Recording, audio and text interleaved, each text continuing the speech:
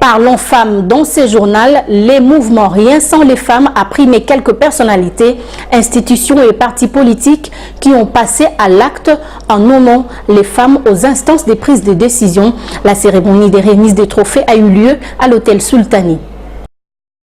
Les femmes dans un monde de travail en évolution, une planète 50-50 d'ici 2030. C'est sous ce terme que le mouvement Rien sans les femmes a primé ce mardi quelques institutions et partis politiques de la majorité présidentielle et de l'opposition pour leur implication dans la promotion du genre, en nommant les femmes dans des instances de prise de décision, notamment au ministère du genre, enfants et familles, au budget, aux finances, précisément dans le registre financier, la DGRAD et DGI, mais également les partis politiques, notamment l'AFDC, les CID et l'UDA. Et il faut expérimenter les atouts que possèdent les femmes à travers toutes les institutions du pays. Il faut les expérimenter. Le genre aujourd'hui, c'est une approche de développement. Ce n'est pas une question des hommes ou des femmes seules, c'est une question de développement. Et on doit tenir compte des problèmes spécifiques que présentent les hommes et les femmes et alors entamer le processus de développement. Et c'est l'un des facteurs qui nous bloque aujourd'hui. Ça nous bloque, mais nous devons aller de l'avant et encourager ceux-là qui croient aux compétences féminines, qui essaient de matérialiser, de mettre en pratique le principe de parité au niveau de leur structure décisionnelle. Ces femmes primées se sont vues honorées par ces gestes. Je donne ce prix au nom de Mouvement Rien sans les femmes pour comprendre aux partis politiques qu'on doit conjuguer les efforts. Dans une maison, s'il n'y a pas une femme, s'il n'y a pas une maman, cette maison-là ne continue pas. D'ailleurs, je dois dire que la plupart du temps, quand dans une famille, un père a divorcé avec son épouse, les enfants aiment habiter là où est la maman. Je pense que ce prix fait comprendre à Radeco qu'il y a du travail à faire avec les femmes. Merci.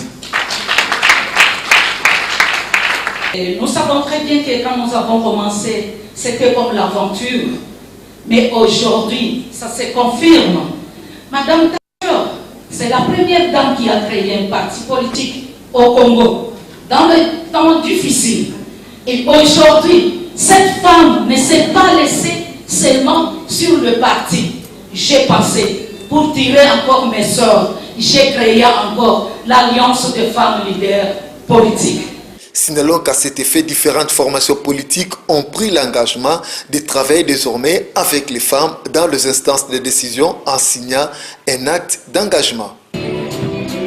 L'honorable Lissanga Nguiele, député national, membre fondateur de l'UDPS et l'un des 13 parlementaires, s'est dit déçu des résultats du combat mené par l'UDPS 30 ans après la lutte. La détérioration de la vie sociale de la population, la non-signature de l'arrangement particulier de la SENCO sont là les grandes questions qui préoccupent les citoyens. Mais à qui incombe la responsabilité? L'honorable Lissanga Nguiele, député national, membre du groupe de 13 parlementaires et fondateur de l'UDPS, donne sa réponse. Je regrette beaucoup parce qu'aujourd'hui, je suis obligé à répondre à cette question-là. L'UDPS, nous avons 35 ans d'existence. C'est ce que nous avions envisagé. Bon, qu'est-ce que nous avons entendu? La faute, c'est d'abord à tous ceux qui se disent être de l'UDPS. Parce que l'UDPS, dans son projet de société, avait envisagé tout ça. Les erreurs doivent incomber à l'Union pour la démocratie et le progrès social, qui s'était occupé plutôt d'autres choses que des choses que nous nous sommes dites pour que notre objectif soit le social du peuple congolais, du peuple zaïrois de l'époque. Mais je suis obligé de le dire parce qu'on ne va plus changer. Tout est bloqué. Tout ça va se débloquer. C'est ce que je vous dis que nous devons battre le mea culpa, mea maxima culpa. C'est de notre erreur qui avions laissé tout faire pour nous occuper des histoires qui n'ont pas de fondement. Non, c'est ça. Et maintenant, c'est toute la classe politique, fabriquée de n'importe comment. Oui. Honorable Lissanga Nguiele regrette cependant les temps perdus par l'UDPS depuis le début de son combat politique. La force que nous avions, le peuple qui était derrière nous, on ne pouvait pas recourir à tout ça. Nous avons passé notre temps pour rien. Et je le regrette, c'est la raison pour laquelle nous sommes en train de faire des démarches pour que l'Union pour la démocratie redevienne effectivement l'Union pour la démocratie et le progrès social. Pas dans l'état où il se trouve. Est-ce que hier, on pouvait, nous, aller nous mettre ensemble avec tous ces autres partis qui sont fabriqués de toutes pièces aujourd'hui.